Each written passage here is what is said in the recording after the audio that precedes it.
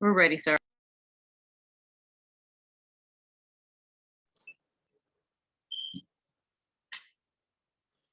Give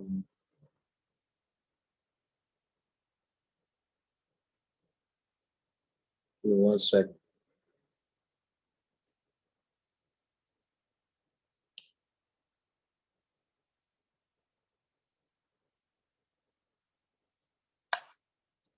All right. Well, good afternoon. My name is Treyon White. I'm the council member of Ward 8 and the chairman on the Committee on Recreation, Libraries, and Youth Affairs. Today is May 5th, Cinco de Mayo. If you are celebrating, we are meeting remotely using a Zoom platform. The time is now 1:02 p.m. Today we were hearing 3 resolutions. PR 24-0681, the Commission on Father, Men, and Boys, Dannielle Brown Confirmation Resolution of 2022, PR 24-0683, Commission on Father, Men, and Boys, Justin DeVantier, Confirmation Resolution of 2022, and PR-0683, Commission on Father, Men, and Boys, Kevin S. Thomas, Confirmation Resolution of 2022. With no action, the resolution will be deemed approved on June the 4th, 2022. The committee's practice is to hold a roundtable on nominees for agencies under the committee's jurisdiction before taking office. Today, we will have only government witnesses, so I want to swear in all the government witnesses at the same time. We can start by cutting your screens on and raising your right hand.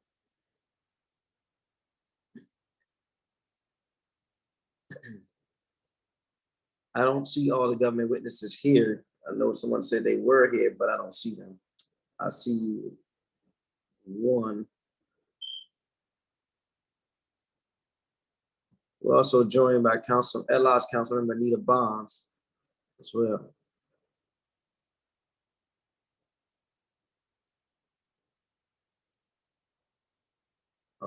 Looking for, see Ms. Brown is here, looking for Mr. DeVantier and Mr. Thomas. Are they here? Yes, sir. Where? They're shown on my screen. You may need to change your view. Oh, wow. There we go. I see him now. I was once blind, but now I see. There we go. So it is the practice of this committee to swear in all government witnesses. You can start by raising your right hand. Do you swear or affirm under the penalty of perjury that the testimony you're about to give to the Committee on Recreation, Libraries, and Youth Affairs is the whole truth and nothing but the truth? Please unmute yourself by saying I do or yes. Yes. Yes. Still missing one. Yes. There we go. All right. We're gonna start with you, Ms. Brown. Everyone else can mute your screen. And these are basic questions we ask for nominees, and we'll just go right through it. First of all, I want to thank all of you for joining me this afternoon. We're excited for your leadership, continued leadership with us. I do want to, nope, we want to jump right in there. Have you been, or currently, are you a member of the District of Columbia Board of Commissions? No. Okay. Are you a district resident? And if you confirmed, are you going to reside in the district during the duration of the appointment? Yes. Thank you. Did you or any of your immediate family have any interest, financial or otherwise, that may directly or indirectly pose a conflict of interest with the performance of your duties? No. Do you have any outstanding liability, taxes, or fees or other payments to the district, federal, or state or other local governments that are contested or uncontested? No. Paid my parking tickets yesterday. Lord have mercy. Good luck with that. In addition to your passion, let me stop right there. You can start off by giving your opening testimony if you have one. Okay. Is it my opening testimony or is it my entire testimony? Yep, it should be just one. Okay. All right. So good afternoon, Chairman White and members of the committee. My name is Dannielle Brown, and I am excited to speak with you all today on my nomination to the Commission on Father, Men, and Boys. I would like to thank Mayor Browser for nominating me to serve on the commission and the committee for holding this hearing. I am a native Washingtonian who has matriculated through district public school systems and later attended college at Howard University, earning a BA. I currently have a master's degree from Argosy University. In my current role, I serve as a senior adjudicator with the Department of Defense, where I have served since 2017. Prior to this role, I was working with a company called Pension Benefit Gratuity Corporation as their interim program manager. After being promoted from a senior personnel security specialist, I have worked in several federal government agencies, including my first assignment as a lead community supervision officer for CSOSA. I also worked for Department of Health at both the federal, Maryland state, and local levels. I then worked at the Office of Personnel Management, OPM, as an investigator for many years. Also, I moved to NIH, and now I am at the Department of Defense. I bring a wealth of knowledge and senior experience working in government private sectors. I am the mother of 2 boys, both born and raised in the District of Columbia. I am a homeowner in the Brooklyn neighborhood. My sons attended public schools, and I was an active member of the Paul Public Charter School Board for 3 years. My son, Arnold Jamal Brown, AKA Jamal, has been riding horses since he was 6 years old, a known city boy that is heavily into equestrian sports. And because of his passion, I sent him to the Berry School in Silver Spring, Maryland, due to their strong academics and equestrian program. My son was allowed to compete against other private schools with equestrian programs while being educated.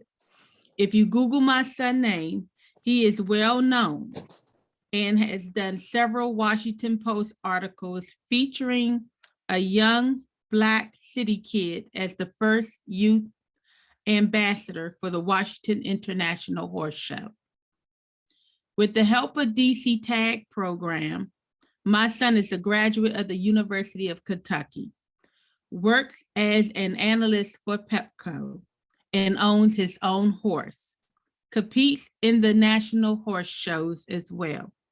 Jamal is also a grieving brother, as he lost his only sibling, Marquis Jalen Brown, AKA Jalen, under questionable circumstances at Duquesne University. I never got the answers that I deserved as his mother. And because of this, I traveled to Pittsburgh to exercise my First Amendment rights and conduct a national hunger strike to find answers to what happened to my son in the small dorm room, as well as shine light on other injustices at the collegiate level. My 237-day hunger strike resulted in campus police officers in the state of Pennsylvania, Penn State, Duquesne, Carnegie Mellon, University of Pitt, and other national colleges to change their public safety protocols on campus to include body cameras, de-escalation mental health training, and parents' rights to conduct independent investigations with the support of the universities and state policing. The hunger strike ended with me being hospitalized and having to make a decision to live.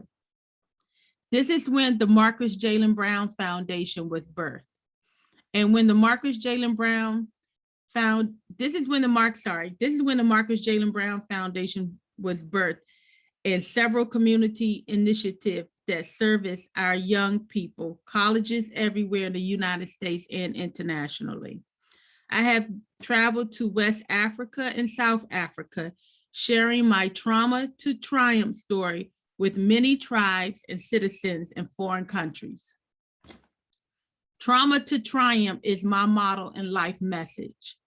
I hope to bring the same passion to the Commission on Fathers, Men, and Boys. I hope to represent the Commission not only here in my home city, but everywhere as the Commission journey in its representation. DC and the citizens of DC are my people, and I am very invested in its well-being. Again, thank you, Chairman White, and members of the committee for allowing me to testify before you all today. I welcome any questions that you all may have.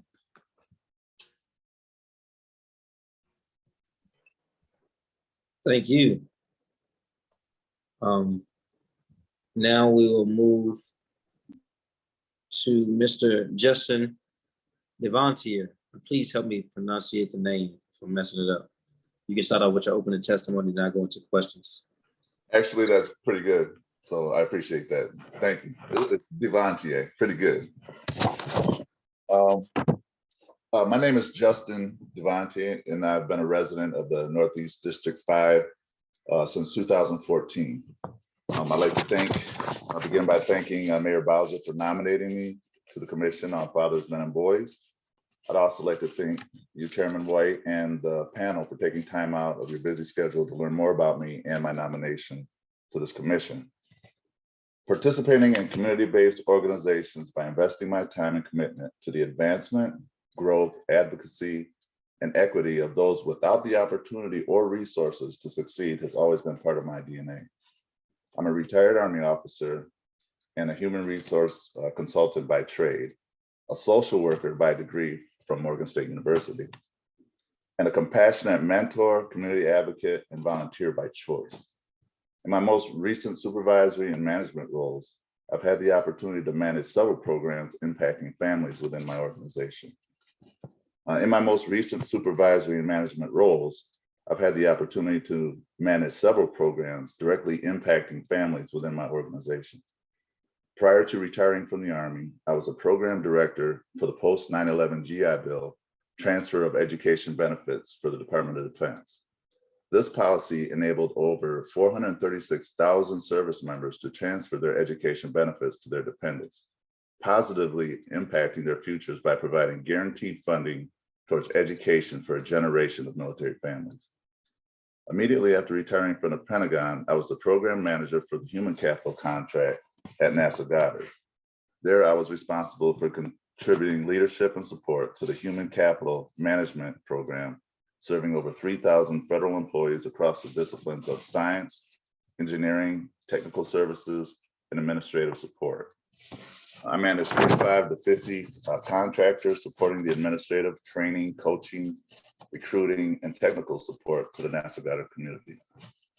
In my last corporate role, I served as a human resource director for a human resource company in St. Paul, Minnesota.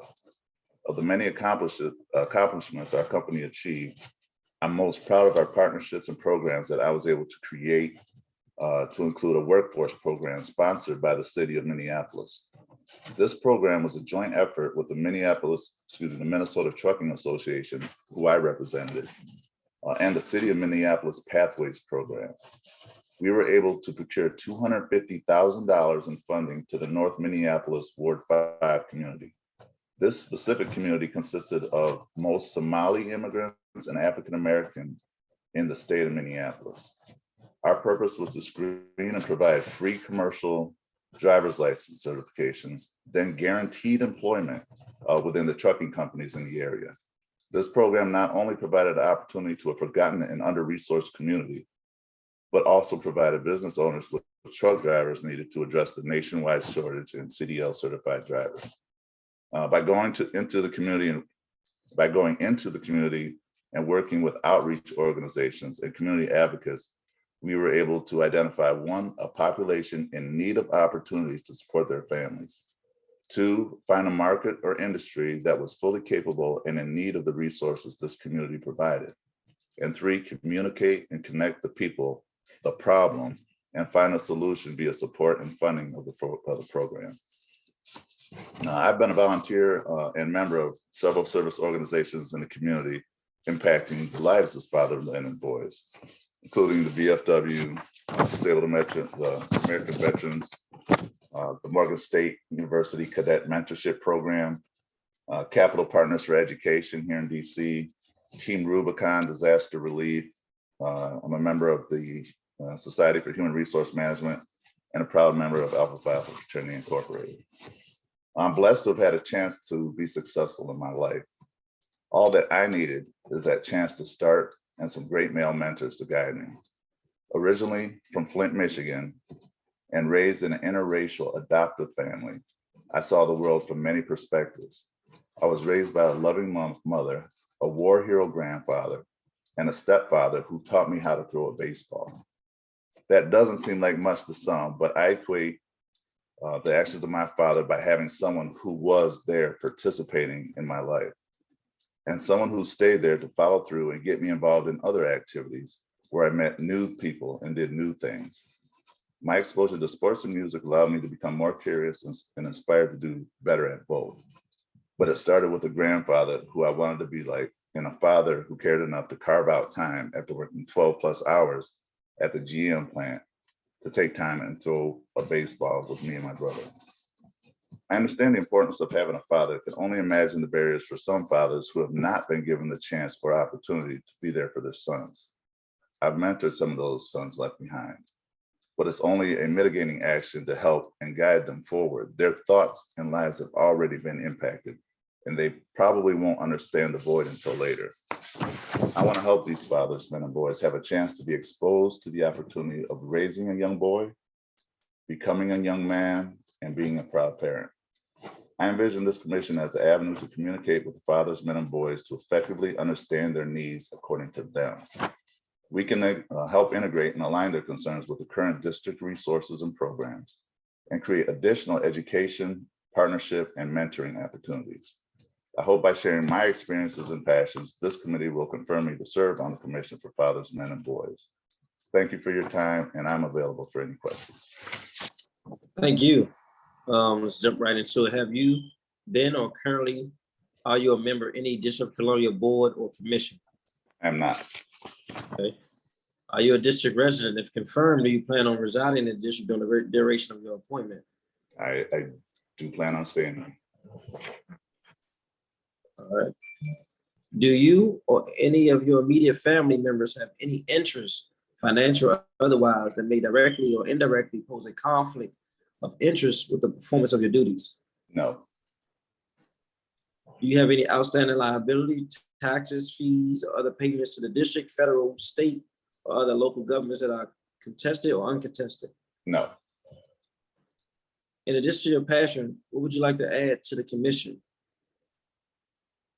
Well, yeah, with the commission, one of the things that I look forward to is just working with other folks in the commission that identify problems and resolve them. I don't envision just jumping in and saying, hey, this is what we're going to do because we think this is the best, thing for, some of the folks that have a need out there. I really, with the help of the commission, want to help find out, exactly what are some of the root causes of the problems and where can we actually make a change within our scope in the community. So I think my experience in running organizations, creating organizations, problem solving is really going to contribute to the already outstanding members and those that are on this panel with me and making this successful and relevant organization committee. Thank you. I appreciate that. Yeah. Want to thank you for even wanting to serve on the commission. I think it's duly needed in the city that's struggling. especially to address the needs of Black and brown boys in our city. So we need, commitment from the community to help us out to think about how we can address the issue of fathering in our communities. So I want to thank you, and I'm gonna move on to the next witness. Next witness is Mr. K.Thomas. Mr. Thomas, you can start with your opening statement or your testimony. Thank you so much. Good afternoon.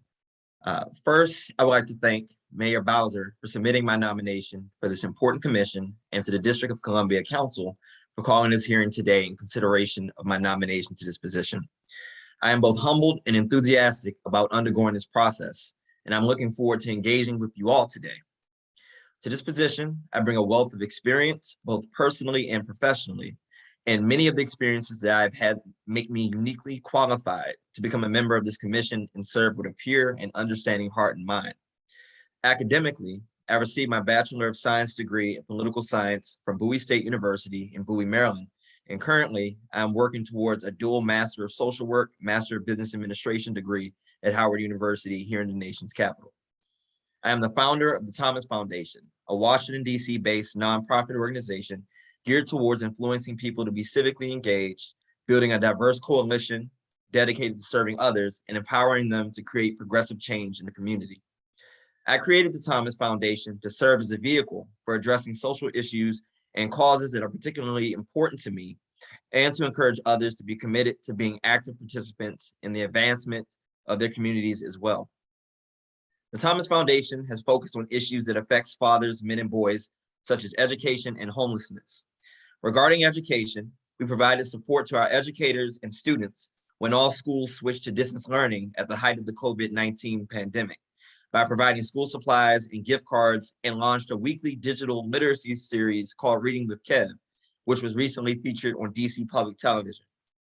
We have hosted clothing drives and meal events in support of homeless men, women, and children, providing pounds of food, water, clothing, and personal protective equipment to individuals living on the streets and in the shelters of DC.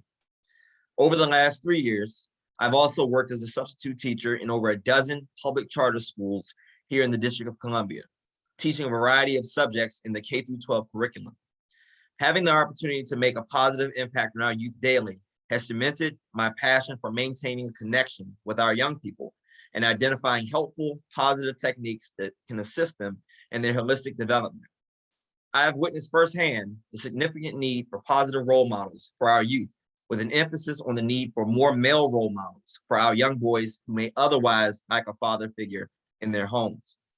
There have been numerous occasions in which I have encountered a young man who was deemed a problem child or a lost cause, and I was able to forge a relationship with him and notice a considerable improvement in his behavior. My personal story is a narrative filled with ups and downs, good times and times of sorrow, which collectively has prepared me for opportunities like this. I was raised by a single mother and a loving grandmother, both responsible for equipping me with the temperament, values, and work ethic needed to be successful in an ever-changing and sometimes intimidating world. At the age of 13, I lost my 36-year-old father, a loss that continues to impact me to this day and has shaped my views around fatherhood and fueled my passion for working with fathers, men, and boys. Even 19 years after losing him, I found myself questioning how different things could have been had he still been here, and the occasional why me comes into the forefront of my mind.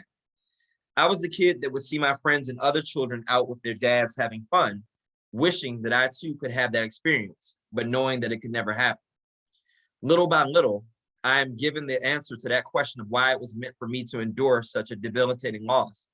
It was in preparation for a life dedicated to strengthening others by sharing my own story that resonates with thousands and using the power of my testimony to provide light to others who desperately need it. Today, I'm the father of 4 of the most amazing children in the world, 1 son and 3 daughters. At this point, my life has come full circle, and I've been able to gain an understanding of how one can take the hardship associated with growing up without a father and turn it into a commitment to ensuring that I am always striving to be a better father, a better man, and better citizen. It also left me feeling a sense of responsibility to pour into any father, man, or boy that I could. so I can ensure that they feel heard, seen, and cared for. For over a decade, I've committed myself to utilizing my talents, gifts, and energy to be of service to my community. I come from a family rooted in the importance of service to our country and the immediate surrounding community. Serving on this commission would be a great honor because of how critical the work of this board is to providing Mayor Bowser, the council, and others for increasing the holistic potential of our fathers, men, and boys. As I've learned from my time in the nonprofit sector, there's no one better positioned to advocate for those in greatest need of support than someone who can relate, sympathize, and empathize with the people based on firsthand experience. As a young father of 4 and a man that was blessed to have somewhat of a support system to keep me lifted in my times of hardship and grounded during times of triumph, I understand what kind of support fathers need to parent their children to the best of their ability.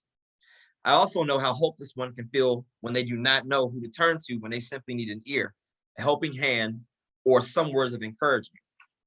Being a father is a challenging responsibility, and we must ensure that fathers feel a sense of community around them and that fathers as well as mothers are afforded support. If afforded the privilege of becoming a member of this commission, I will approach it with an open mind, receptive to the ideas and concerns of my colleagues and the thousands of Washingtonian fathers, men, and boys for which we are advocating. I believe that while it is fantastic to have goals and a vision for the commission coming in, it is important to be receptive to input from others to ensure that the mission and vision remain people-centered and inclusive. Nevertheless, I do have some ideas that I would like to see implemented by the commission that I feel could benefit the fathers, men, and boys of our city.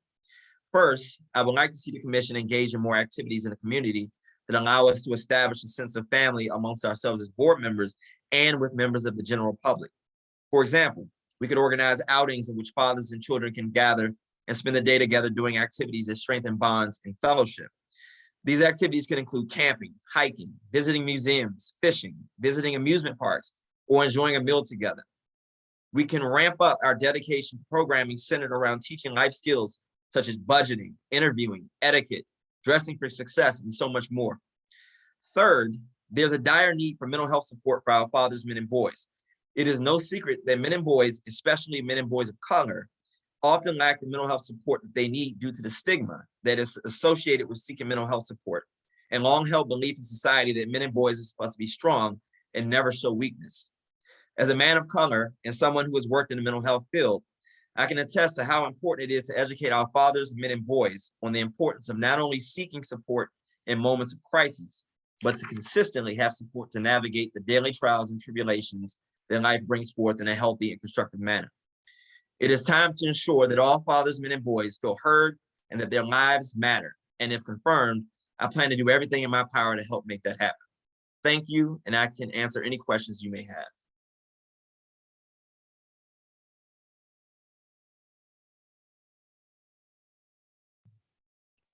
Thank you. I appreciate that.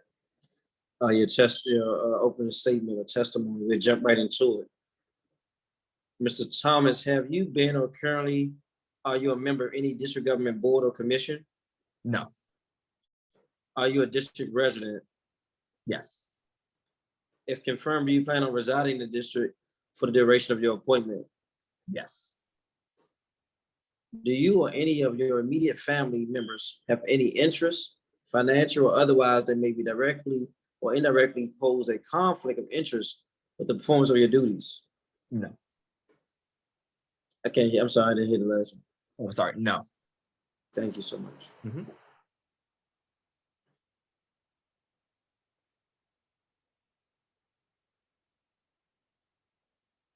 All right, thank you. That'll be it for the questions. I thought I saw Councilmember Bonds here for a second, but if not, we'll continue on. This is in closing. Thank you all for testifying today. A final note for this roundtable: if anyone was unable to testify today, you want your statement on official record, you can email it to rya at dccouncil.us. That's Recreation Library Youth Affairs, rya at dccouncil.us. The official record will close on May the 12th, 2022 at 5:30 p.m. With no other business before this committee, this roundtable is concluded. Time is now 1:31 p.m. and this roundtable is adjourned. Thank you. Have a blessed day, you guys.